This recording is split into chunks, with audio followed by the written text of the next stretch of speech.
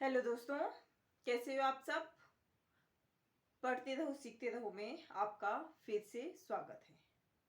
तो आज जो हम पढ़ने जा रहे हैं वो है यूनानियों की देन। भी उन्होंने हमारे देश को क्या क्या चीजें दी थी, ठीक है। और उसके बाद क्या करेंगे, हम पीछे का रिवाइज करेंगे और तब क्या करेंगे, वीडियो को क्लोज करेंगे, ठीक है। लेकिन आप क्या कर सकते हैं, आप चैनल पे नए होंगे तो प्लीज डू सब्सक्राइब। आप लाइक भी कर सकते हैं, शेयर भी कर सकते हैं एंड कमेंट भी कर सकते हैं और अपने क्वेश्चंस क्वेरीज भी क्या कर सकते हैं, पूछ सकते हैं, ठीक है। तो वीडियो को करते हैं स्टार्ट। सबसे पहले क्या है भाई, यूनानियों की देन क्या है कि जो इंडो ग्रीक शासक है उन्होंने क्या क्या दिया, राजत्व का देवीय सिद्धांत।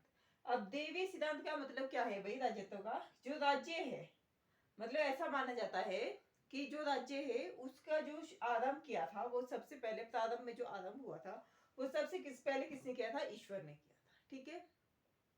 एक तो ये चीज दी थी। दूसरी क्या चीज दी थी यूनानियों ने हमें, जो मुद्राओं को सांचाओं में ढालना। मुद्राओं, करेंसी को, जैसे पहले सिक्के बनते थे के लिए सांचे जो फिट कराए गए थे वो किसने दिए थे,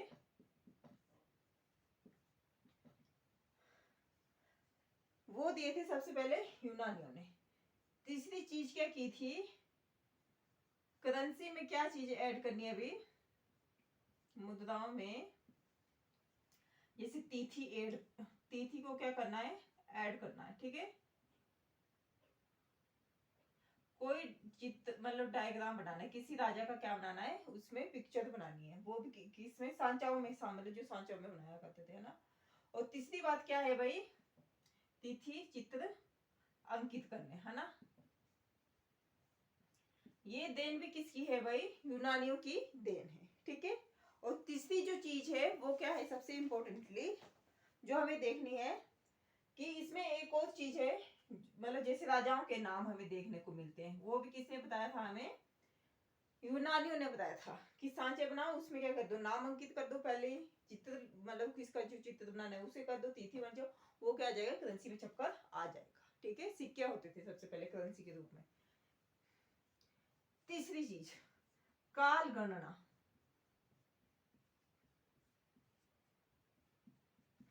ज्योतिष विद्या,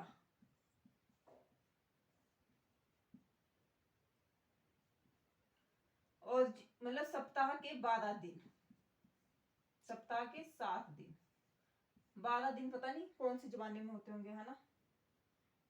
एंड वर्ष के नहीं, वर्ष के नहीं, राशि कितनी होती है, 12। ये सब किसकी देन है, यूनान की देन है, ठीक है। ये होगी 1 2 3 4। और एक जो चौथी चीज दी है भाई यूनानियों ने, बहुत इंपॉर्टेंट इस देश को है, वो है हेलेनिस्टिक कला।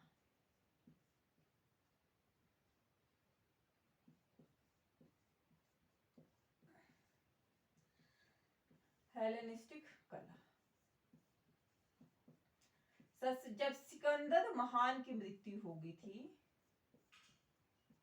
महान की मृत्यु, ये याद रखना आपको, कब हुई थी, 323 ईसा पूर्व में, ठीक है।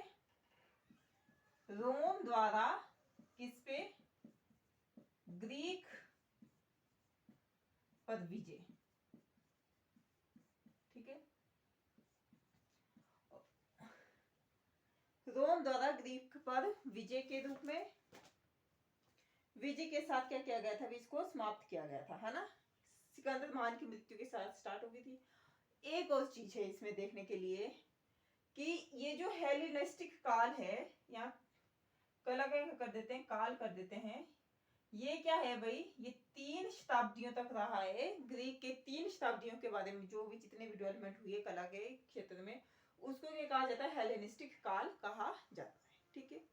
और अगर इसकी विशेषताओं की बात की जाए कि इसमें क्या क्या चीजें विशेषताएं हैं हमारे पास देखने के लिए, तो सबसे पहले विशेषता है देखने के लिए कला, साहित्य, रंगमंच, विज्ञान, गणित, ये सब क्या है, और जो ये सब क्या है, ये हेलेनिस्टिक कला की क्या है, हमें देन है, ठीक है। और और अगर भारत में किसी चीज पे, किसी शैली पे सबसे ज्यादा कला की किसी शैली पे असर दिखाई देता है तो वो है गांधार कला। हम गांधार का पढ़ेंगे तब हम इसमें बहुत डिटेल से क्या करेंगे, इसको डिस्कशन करेंगे। ठीक है, तो ये होगी हमारी हेलेनिस्टिक कला।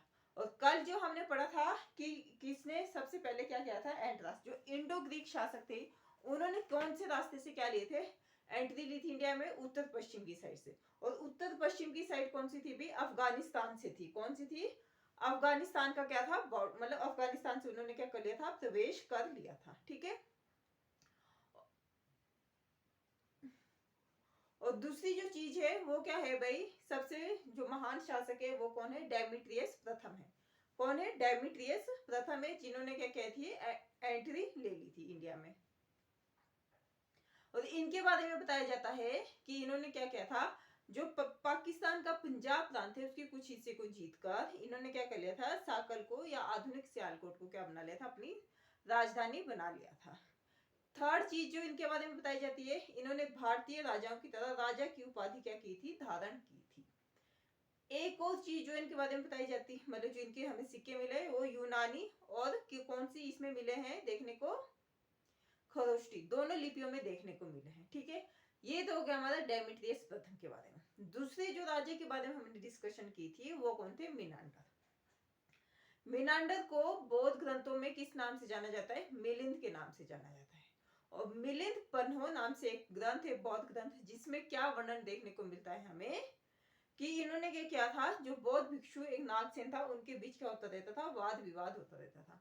और जो मिलिंद पन्हो है ये इसी वाद विवाद का क्या है, हमारा संकलन है। ठीक है, ये होगी मिनांडर के बारे में दूसरी बात।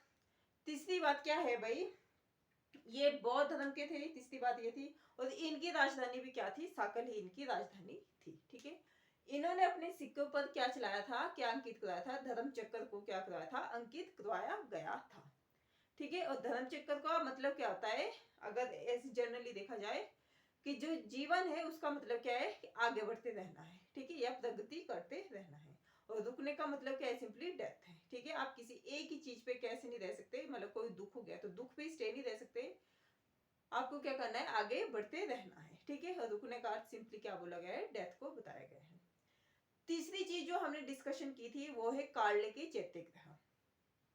अब कार्ले के चैत्य ग्रह कहाँ है भी, महाराष्ट्र के पुणे में। ठीक है, महाराष्ट्र के पुणे में है। और इनके बारे में कहा जाता है कि कार्ले नामक गुफाओं को काटकर क्या बनाया गया है, यहाँ पे एक विशाल बौद्ध परिसर बनाया गया है, जिसमें क्या है, एक चैत्य ग्रह है और दूसरा क्या है, इसमें माना जाता है, इसमें 3 विहार भी है। चैत्य ग्रह मैंने एक दिन पहले बताया था, जिसमें क्या हो, एक स्तूप समाहित हो, उसे क्या बोला जाता है, चैत्य ग्रह बोला जाता है। विहार किसको बोला जाता है, शरण स्थली को बोला जाता है। ठीक है, इसके बारे में एक और चीज हमने पढ़ी थी कि इसका निर्माण पीरियड किसने कराया था, यज्ञश्री शतकर्णी के शासन काल में हुआ था। ठीक है, यज्ञश्री शतकर्णी के शासन काल में हुआ था, जो कि कौन से वंश के थे, जो कि आंध्र सातवाहन वंश के क्या थे, शासक थे। ठीक है, आप क्या कर सकते हैं, आज की वीडियो में हम इतना ही करेंगे। आप क्या कर सकते हैं, चैनल को लाइक कर सकते हैं, शेयर कर सकते हैं, सब्सक्राइब कर सकते हैं and press the bell icon. Thank you for watching.